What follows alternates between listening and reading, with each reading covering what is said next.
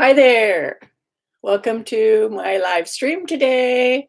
I'll give a few minutes for people to get on here. I may be like 1 minute early. Hello, happy Veterans Day. I hope you all are thanking your family members who have been veterans, or anyone you run into who's been a veteran. Be sure to thank them today.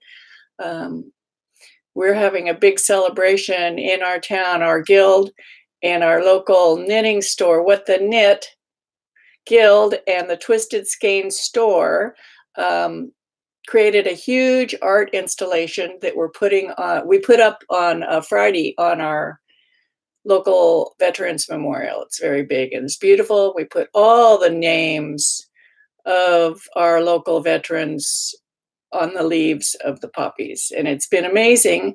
People are coming by and looking at it every time I drive by, and I go by often because I just have to check it out.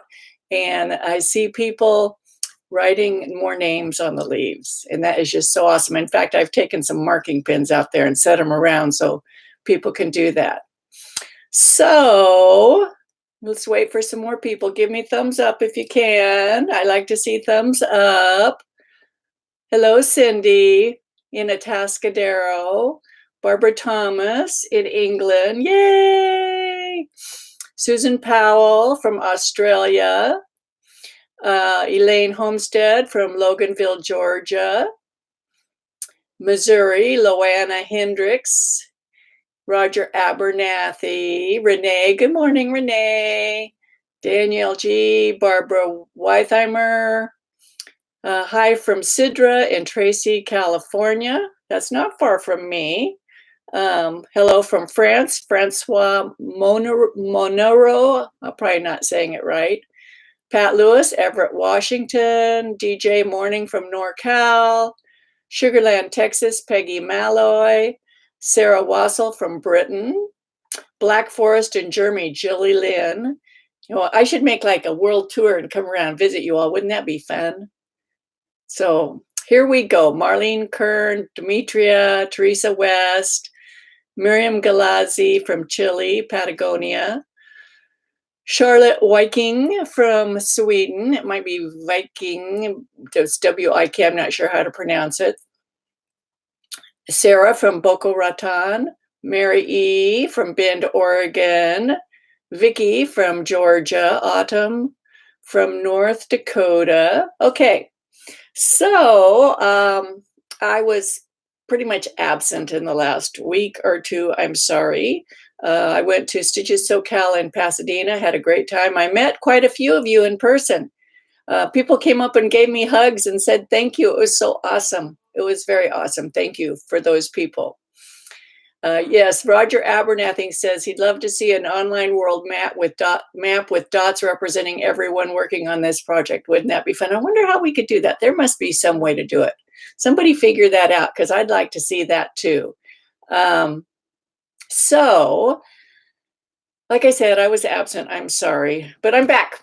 And we finished putting up the memorial, and I was out there last night looking at it and talking with people, and it was lit up. It's really beautiful, but around the outside there's some curbing that's not lit up, and guess what? I fell, and my nose is huge this morning, and my whole cheek, and I have bruises on my hip, and so, but I'm fine. I'm okay. I thought I broke some bones, but I didn't. I guess I'm more resilient. Thank goodness. Roger, thank you. That would be so cool to look into a map. Anyway, so we're back. And I sent out an update last night after I fell. And so some of you may not have had a chance to look at it. And I will do another live this week. We sort of need to take a vote on what's a good time for people. Wednesday's good for me. If, let's see, Wednesday between like 8 o'clock Pacific time to about 4 o'clock Pacific time, if that works for you all, I could do any time in there. Also, Tuesday evening would be okay Pacific time, or anytime Tuesday from noon to about 7 Pacific time would work for me. That would give you more chance to look over the updated information and formulate your questions and to try it. So the most recent video I put up yesterday was about adding fabric to the back of a piece that you already have in process. If you haven't had a chance to look at that video, you might want to. So this, let's say this is the body of my sweater coming down, and I'm ready to place the top of my pocket, to mark the top of my pocket. So I've just put all of my live stitches on a separate needle, and I used a really small needle.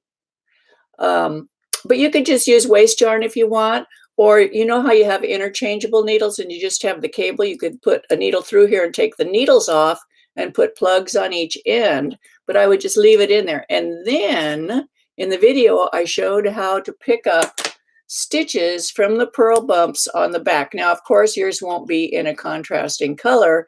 It'll be in the same color, but it is an invisible pickup. If this were all the same color, you would not be able to see it. And then we will continue knitting this down with the rest of the body of the sweater to create the body and the lining to the pocket.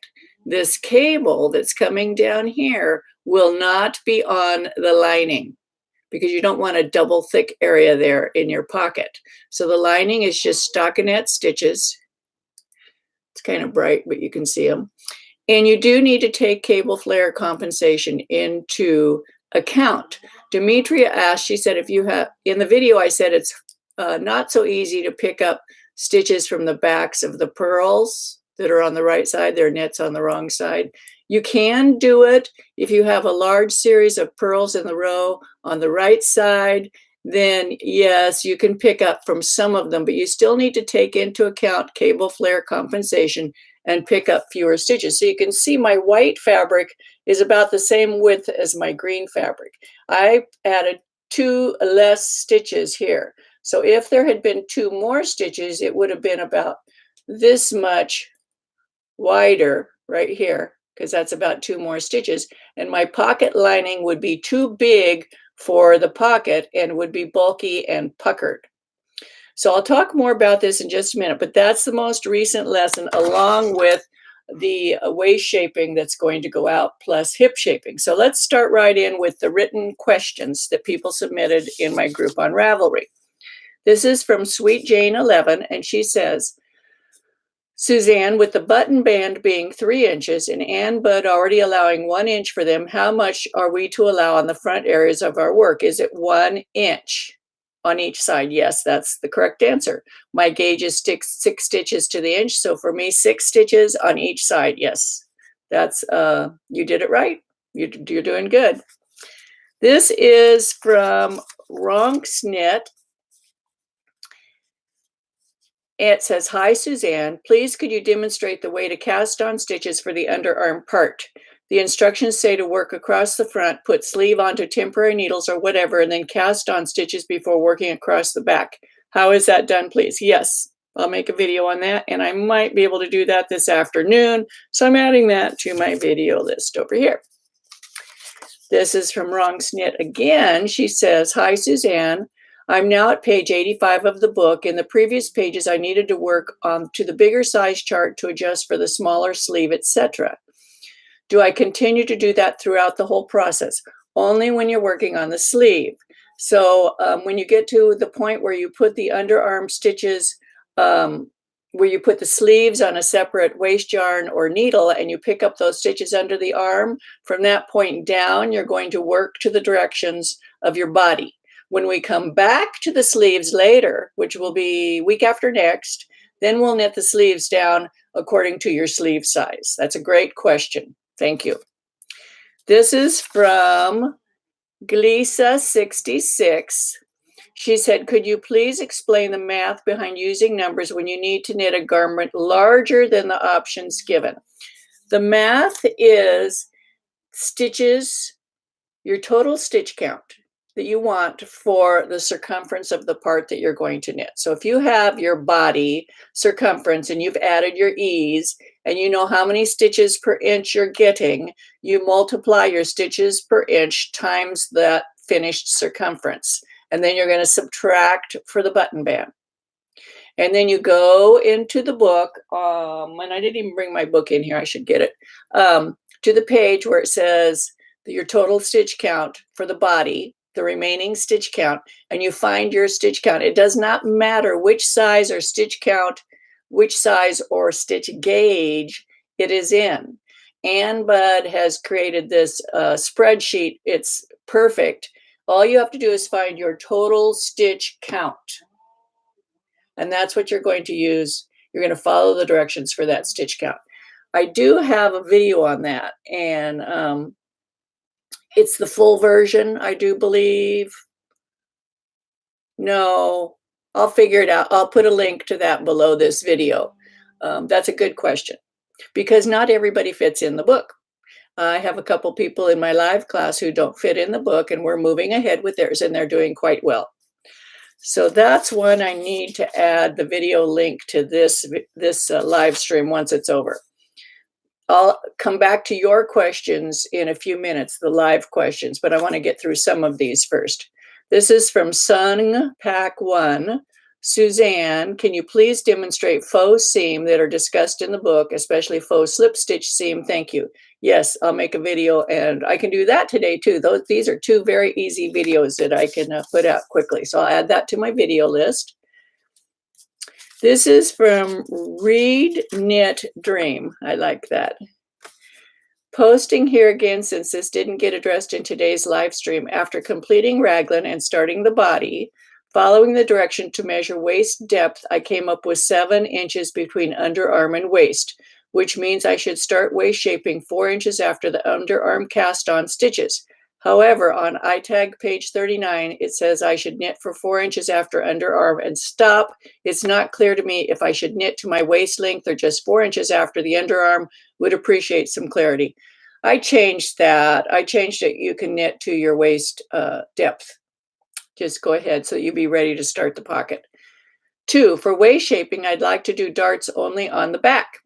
However, I have a substantial wedge to knit to accommodate the hips. Should I consider doing waist shaping in this case, or should I skip the waist shaping, thus reduce the increases needed to for hip shaping? I think you could skip the upper waist shaping, and then you would start your hip shaping. We'll call it hip shaping instead of waist shaping for the second half of the waist shaping and hip shaping, and that's in the current. That's on page 40 of the current version. So that's a great question. So let me go back up here. Oh, this one's on hips too. We might as well finish the hips. Mary Sinman, regarding hip increases on page 40 of latest update, the pattern says if increasing, allow only 1 to 1.5 of ease at the hips. If the ease that is included for the body bust size gives more than 1.5 at the hips, would you omit the hip increases? Yes, you don't need hip increases. You only need hip increases if your hips are larger than your bust. Substantially larger, like they'd have to be 4 inches larger than your bust. Then you could add a little bit of ease in the hips, because you just don't want your sweater hugging your hips, because then when you go to move, your sweater will hug your hips. You want just 1 to 1.5 inches of ease.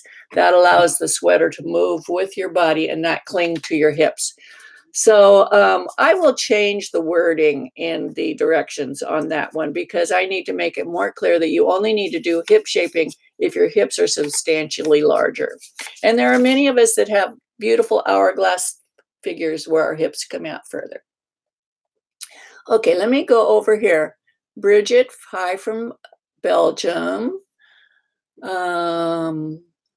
Let's see.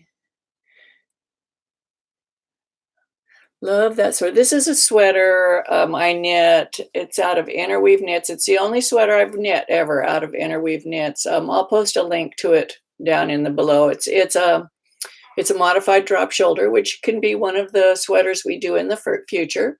So the shoulders come out like this, comes down, and then they go out like this. The armholes go out like that. So it's not really an armhole shaping. It's squared. It's rectangular. It comes straight down, goes straight out. And it's a Gansey type design, although it's not a Gansey construction. Okay. Oh, Rana Shane, she saw me at Stitches SoCal. That was so fun, yes. Watching for, we'll have to sign off soon and watch the rest later. Tuesday after 11 o'clock. Okay, Bonnie Davis says Tuesday after 11 o'clock. My time is good. Wednesday would be good if you're talking about daytime. I'm on the East Coast. From Canada, Idaho loves you. Suzanne, you're amazing. Just dashing off the yarn of your sweater. Looks scrumptious. This is Madeline Tosh Sport Weight. It has a nice tight twist. So it gives you good stitch definition and good cable definition. And I don't remember the color, but I can tell you about it. Okay, so let me go to the next question. This is from KP Grand. And she says, hand-dyed and kettle-dyed yarns and sleeves. How will I manage if I want the sleeves to blend match with the body? This is an excellent question. So when you come down to the part of your raglan where you're going to put the sleeve stitches on hold, you are going to be you'll have at that time 2 different balls going, right? Because you're rotating every other row.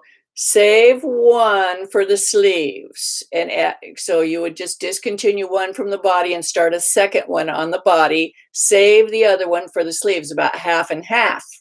So you can do half on this sleeve and bring in a second yarn, half on this sleeve and bring in a second yarn. So these blend invisibly. That's what you can do with the sleeves. That's a great question. And I will, when we get to the sleeves, I'm going to talk about how to manage hand-dyed yarn on the sleeve and how to rotate the colors on the inside invisibly so that you don't see where you've rotated them. There will be a video on that. That's a good one.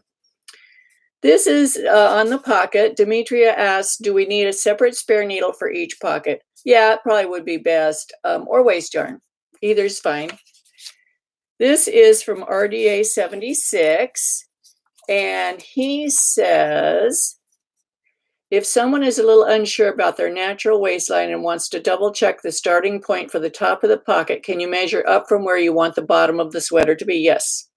And I should put this, I'm going to add this to the instructions as well. This is a great question. What is the length of the finished sweater from the top of the pocket to the bottom of the ribbing? The ribbing is going to be 3 inches or whatever you prefer. I think that 3 inches is proportional for this type of sweater. The button band's going to be 3 inches. The ribbing will be 3 inches. That looks balanced. If you have a narrower ribbing than your button band, it looks unbalanced. So I would suggest putting a 2 or 3 inch ribbing on your cuff, a 3 inch ribbing at the bottom, and then your 3 inch button band. The pocket total length of the pocket is between 6.5 and 7 inches. So if you have your 3 inch button band at the bottom and a 7 inch length of pocket, so you would start the pocket 10 inches from the intended bottom of your sweater. Now you wonder, how did I determine how deep to make the pocket? What I did was, I'll stand up here. You're going to see the lower part of me. I took my hand and I put it on my body where it's comfortable to put my pockets where it's comfortable. So here's my waist right here, and here's my hand. And I spread my fingers out and I measured from here to here. And for me, that's about 7 inches. So that's how my hand will fit into the pocket comfortably. So if you want to make smaller pockets, like if you're doing a child's version, you can measure your child's hands. Just put them out like this, measure from here to here, and that needs to be the length or depth of the pocket. I hope that helps with that question. Okay, this is from Demetria again. Do we start the lining of the pocket with a new ball of yarn? No, you start the lining with the same yarn that you're knitting with, and you put the stitches on hold for the pocket front. Again, you could save some yarn from your working yarn from one of the balls to work the fronts of the pocket. So you could divide one of your working balls in half and save some of that for the pocket fronts if you want. If you can match up your skeins fairly well, you don't need to worry about that. But if you're picky like I am, I would probably save a little bit of my yarn to start the pocket with, and I can mix it in with the rest of the yarn. What if we don't have a choice but to pick up some purl stitches from the cable because it's mostly purls at that point? This is a great question. So you have some leeway. You don't have to do the pocket right at the waist. You could do it a half inch lower, a quarter inch. And so you can pick where you are in your cable when you want to start the pocket. So if you don't want to have an excess of purl stitches in that area and your cable comes out a little bit, I would pick a place where it comes out and there's fewer purls to start the top of the pocket. If you have to pick up from some purls, just go ahead and do that. They'll be visible, but they're not hugely visible. Here's an example, and I'm sorry, this is such dark yarn, but in this one, I did pick up from some purl stitches here because I chose to do it right at the cable crossing. If I had chose to pick up the pocket, this is where the pocket's picked up, right there. Can you see it? And my color of yarn is slightly different, but it's okay. It looks okay. And I didn't remove enough stitches here, so I have a little bit of cable flare there. Can you see that? I've learned more since then, but you can see over here where the pickup is completely invisible in the knitted stitches. You can see a little bit of change here in the purl stitches. Over here is the cable that's coming down the front of the sweater. And this is where I picked up in a purl right there. You can see it's a little bit noticeable. Here's the line coming across. And you can see that right there. If I had chose to do it at the wider part, I could have avoided that. So that's what I'm recommending, is to choose a place where the cable is wider. That is where you will start your pocket lining. This is actually the opening of the pocket over here, where we're going to, this is the body coming down. Here's the body coming down. And here I did not compensate for cable flare. Do you see that? We will though, and see how it flares out? It's not horrible. I mean, nobody's going to notice it but me, but I don't want that on my current sweater. So we'll be compensating for that. And then down here is where the cable continues coming down. This is where the angle of the pocket finishes, and now you go down deep. So I wanted this. This is my original pocket. You won't find another pocket like this. It's all knitted in one piece. And so I'm going to be walking you through it. So right now we're doing the lining, which goes from here down to here, and it's connected to the rest of the body of the sweater. So the lining and the body are all one piece. Then next week we'll come back and we'll knit this part of the pocket down. See, the pocket goes all the way over to here. That's still the pocket.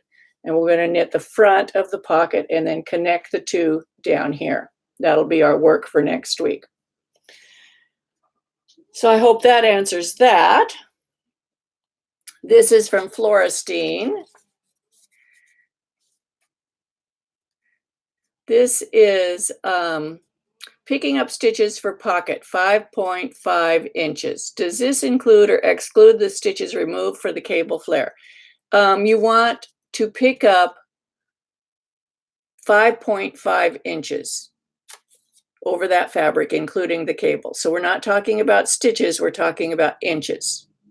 And then when you pick those stitches, when you come across the cable portion, you're not going to pick up some of the stitches to compensate for cable flare. And each cable will be different, each person's. And it's the same compensation method we used for starting the cables up at the top. Only instead of adding cables, instead of adding stitches, we are going to subtract stitches. Maybe I should make a video on that. No, I did. That's the video. You can see it. I just didn't figure out everybody's cables. I just worked for my cable. If we're altering the final length of the garment, should we also alter the beginning of the pocket? If, for instance, I want my cardigan 1 inch longer, would I begin picking up pocket stitches 1 inch below the waistline? Yes. So earlier I mentioned that the pocket is going to be 6.5 to 7 inches long, and you can make it shorter or longer. It's your sweater. You can do whatever you want. The bottom ribbing will be about 3 inches. So if you just start from the bottom up in your length, your total sweater length, subtract 3 inches for the ribbing, and then go up the desired length for your pocket.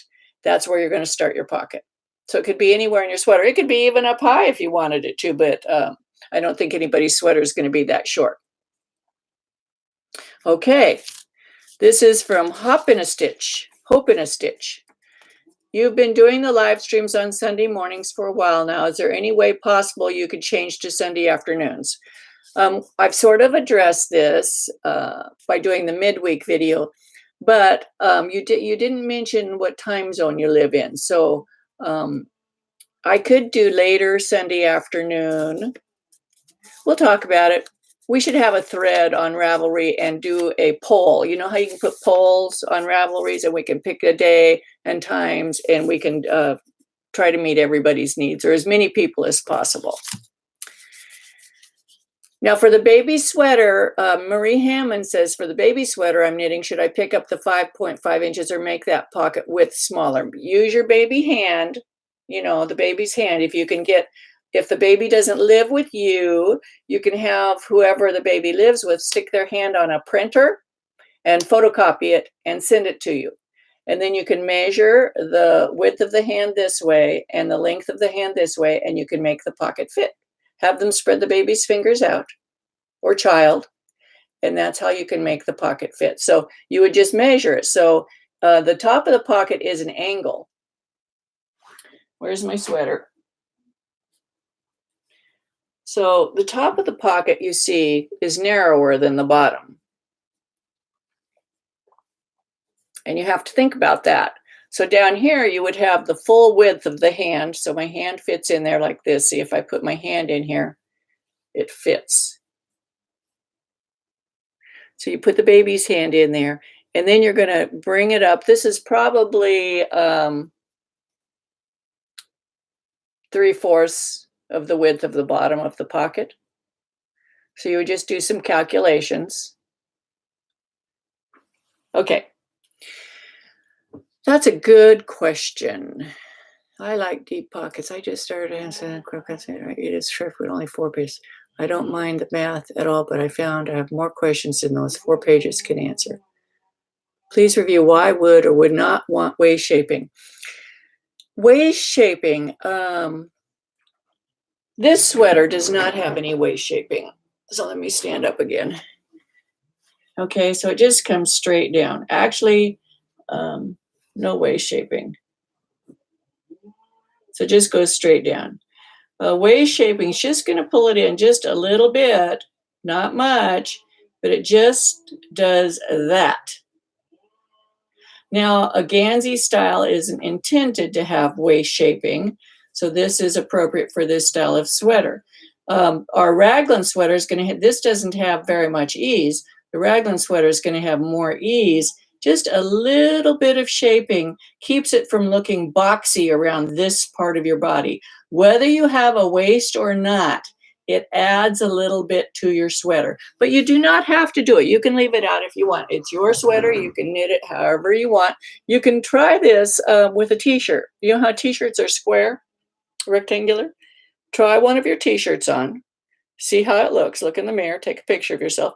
Then pin in. Just take out 1 inch. 2 inches folded in half is 1 inch here and 1 inch here. And pin it and try it back on again and see what you think. If you like that, if that adds something for you, then you'll want to do that on your sweater. I don't have the book. How can I acquire it? You can get it on Amazon or eBay. Amazon, there's a lot of used ones on there too. You don't have to buy a new one. It's the best book. You'll use it once you understand how to use this book. You'll use it a lot. I use mine all the time. I have her top-down book and her bottom-up book. So let's move forward. And Dimitri wants to know if we can do a second live stream. We've already talked about that. I think that's a good idea. We'll see how it goes. So far, we've had, there's 112 people on here right now. I don't know how many total have been on. I have 33 thumbs up. 112 people, we need more thumbs up. Don't forget the thumbs up. I know you're watching, but give me thumbs up. And you can also share this live stream. You can share it to any of your social media groups, Facebook, Ravelry, where else? Reddit. I think you can share it on Reddit. Art Lady, This is Delise. Since you opened up the subject of future knit-alongs in today's live stream, I have one question and one request for next week's live stream. One, will future knit-along garments always be top-down, one piece? Nope. This is just a style. The one that we're doing is a top-down raglan one piece. And I chose it as the first one because it's simpler in construction. Although we still have to do all the math, that's not simpler. But the construction is simpler, and it's a beginning to understanding, measuring your body, and how you can alter the parts to fit, because we don't all come one size. Many of us have parts that are different sizes. So that's what I want to incorporate in this too. This is not like, Twiggy, or, when we went to the fashion show at Stitches SoCal, all of the models are size 0, 1, or 2. Can you believe that? Do you think anyone in the audience, other than a child, wears size 0, 1, or 2? We would like to see models that have bodies like we do, and so we can see what the sweaters would look like on us. Everything looks beautiful on a size 0, 1, or 2, but that doesn't mean it's going to look beautiful on us. So that's my personal statement there. And then her second question, will you consider bottom-up construction with 4 to 5 pieces that will be seamed? Yes. In fact, that's my favorite method of sweater construction. I really prefer knitting things in pieces and seaming them together. I just think they look more elegant. I love seaming. Once you learn how to do it correctly, you'll love it too. So we'll learn how to do seaming. There's math in that too. And too bad they didn't tell us this when we were little, huh? Okay, that's Demetrius. Art Ladies. This is Steggert. Talking about future knit-alongs, I'd love to see one on knitting a sweater seamlessly from the bottom up. And she's also interested in what Art Lady just mentioned in the previous question about bottom-up construction that is seamed. So the next one is it's still going to be top-down. It's going to be the yoke.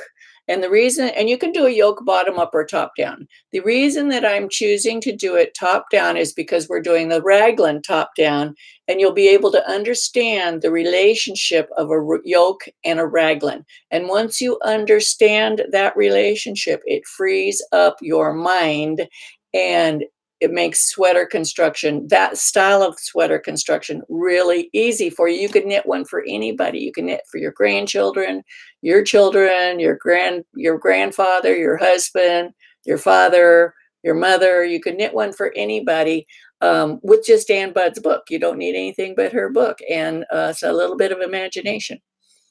Okay. Math is okay unless you start using algebra. If it involves algebra, I'll just do it for you, okay? Let's see. I love Ravelry for that reason. I can see what a sweater looks like on a body type. Yes, I think that's one of the biggest things about Ravelry is if you find it, like, for example, if you want to knit this, which I can't remember the name of it. Let me look it up. I'll tell you what the name of it is and what issue of Interweave Knits it's in. I do put all of my projects on Ravelry, so if you ever see me wearing something, you can look them up and see what they are. And if any of you are veterans, thank you. Thank you for being of service to our country. Okay, let me find this sweater. Here it is. It's called St. Helier Pullover by Mary Ann Benedetto, and it was in the Interweave Knits Fall 2015.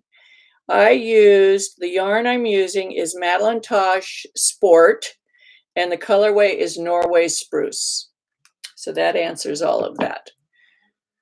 Any other questions? We have a short session today. It's only been 35 minutes. So did I answer everybody's question? If I missed your question, post it again, and I will answer it. I'll give you a second. This is my first view of your live chats. I'm so excited to have found you because I've just started my very first sweater. Someday I hope to learn how to do the pockets. Where do I start? I just started learning. Ravelry. This is Jen Mars 1. I would get on Ravelry. They have a wiki thing on Ravelry. It tells you how to use it. Okay, Kathy Westridge says back cable C has a problem on line 15. Third stitch from right should not have dot. Just having fun. I'm scared to start casting on. You will do fine casting on. I'll look at that back cable C and see if I see a problem. If there is, I'll fix it. Thanks for bringing that to my attention. Also, I am very thick-skinned. I don't think you'll hurt my feelings. If you see a problem, just point it out to me, please. I want my work to be as comprehensible as possible and understandable. So if you think that I should word something differently, just tell me. I'm very flexible. I'll add it. I like doing a knit along format like this because I get a feel for what people need and I can adjust everything to the general flow of the knitters. Just having fun. Just start. You'll be okay. You might have to rip out. I ripped mine out 3 times. I knitted half the upper part 3 times before I was happy with it. My front cable has 2 purls. Can I skip 2 stitches when picking up the pocket lining? Are the 2 purls next to each other?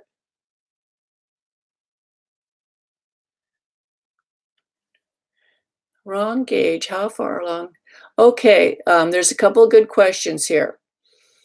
Linda DuPont, yes, please, the name of the book. The name of the book is The Knitter's Handy Book of Top-Down Sweaters by Ann Budd.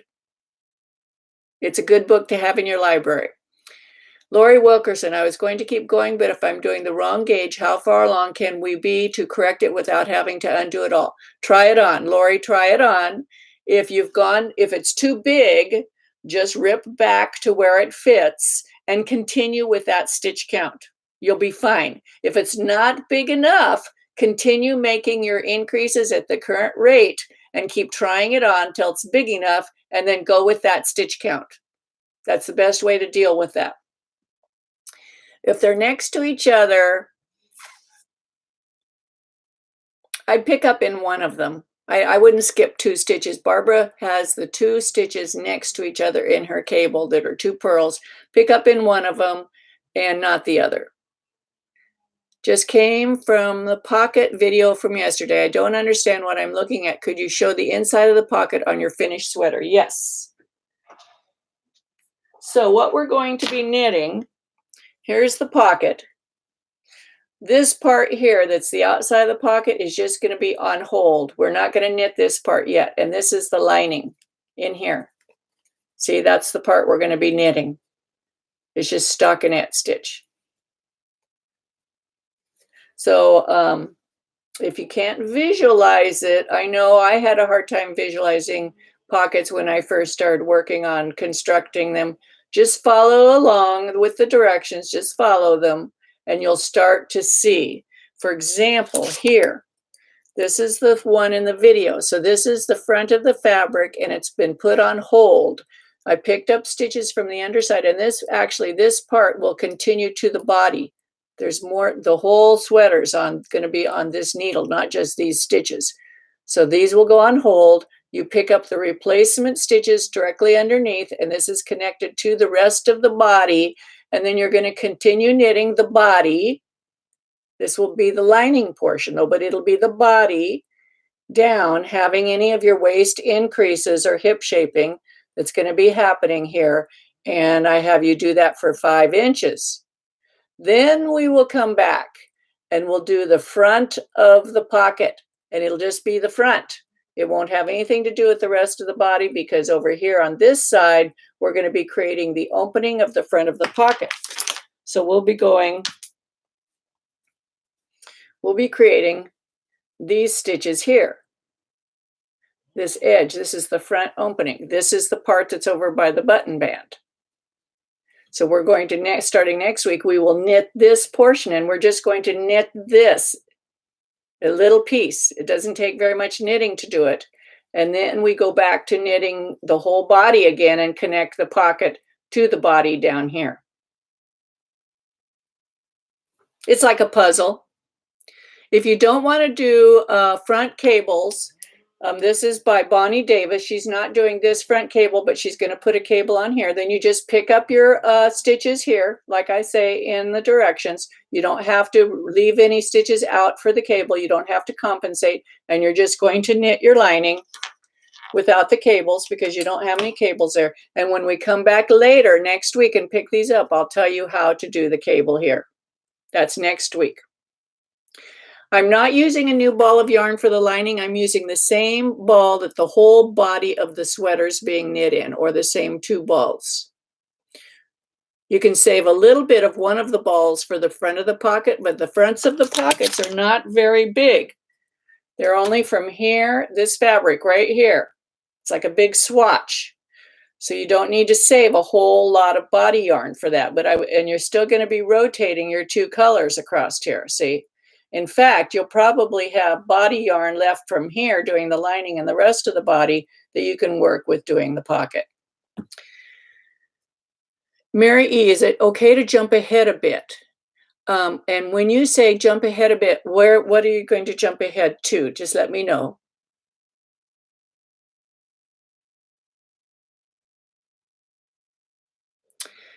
Susan Powell says the third table on page 81 starts with this sentence. Then increase one more stitch at each center front. That's the V-neck in the front. Yes, you do that. So you're going to add one stitch on each side of the front. There's a right front center. This is that V-neck right here. So here's the raglan.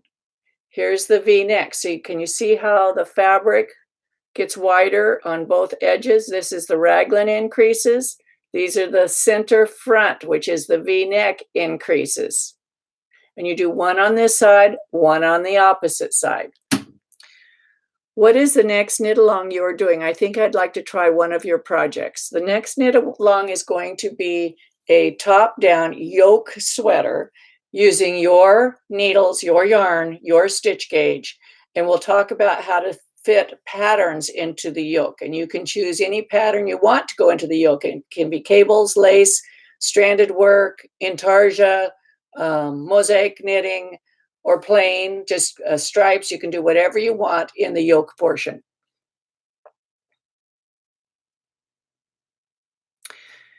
So when do you get to see you again? I'm thinking this Tuesday or Wednesday, I'm going to go back and read everyone's comments and see it. I post in my Ravelry group. Go to Ravelry, Knitting with Suzanne Bryan. That's where we post when my live streams will be, so you can be ready. So you can schedule it. So somebody said they jump ahead a bit. Mary E.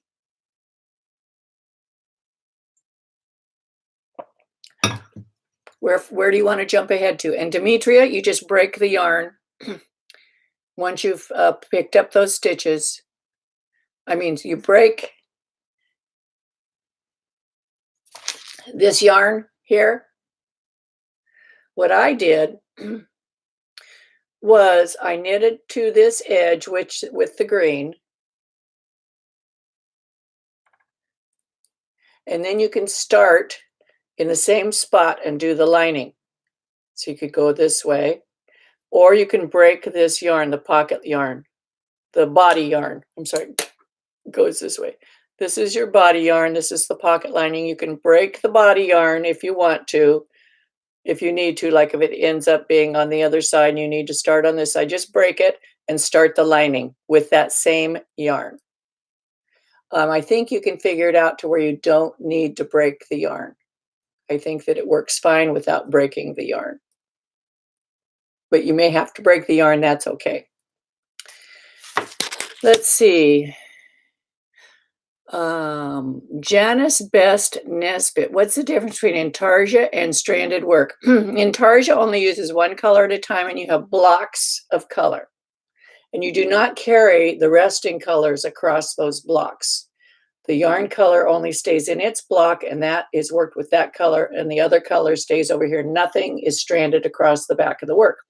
In stranding, you work with two or more colors per row, and the resting yarn is carried across the back of the work to the next place where you're going to use it. So you end up with strands across the back of the work. I don't have any samples right here. Oh, yes, I do. Here's a little stranded sample. These are little Scotty dogs, aren't they cute? It's a video I have on doing stranded work. And see how the colors, that's why it's called stranded. They're stranded across the back when they're not in use.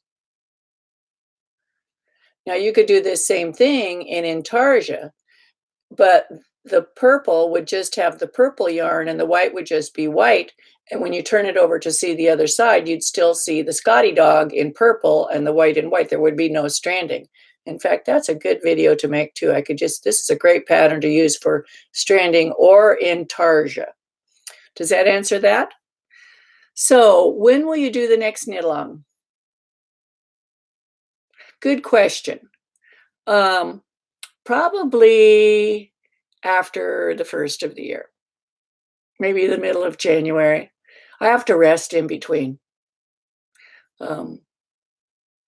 This does take a lot of thinking and responding to people. It's kind of like a full-time job.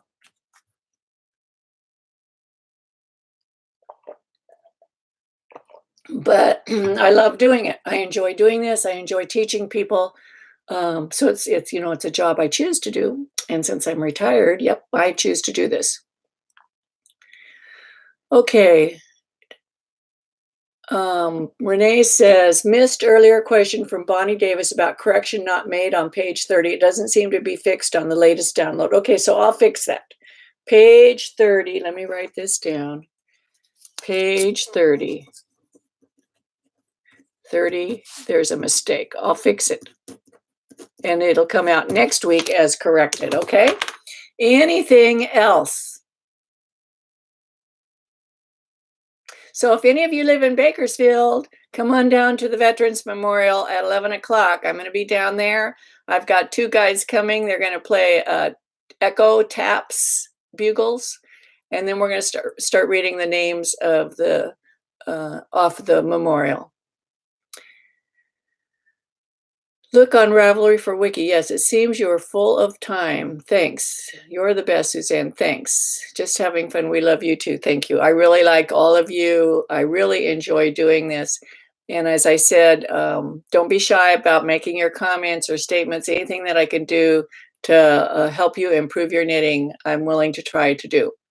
So that's it for today. And Renee, see, I forgot to put on lip gloss. You didn't remind me. You failed your job. People have to remind me to do these things. Okay, so I hope you have a good day. I hope you thank your veterans, and we'll see you Tuesday or Wednesday. Go in my Ravelry group and check on there, Knitting with Suzanne Bryan on Ravelry.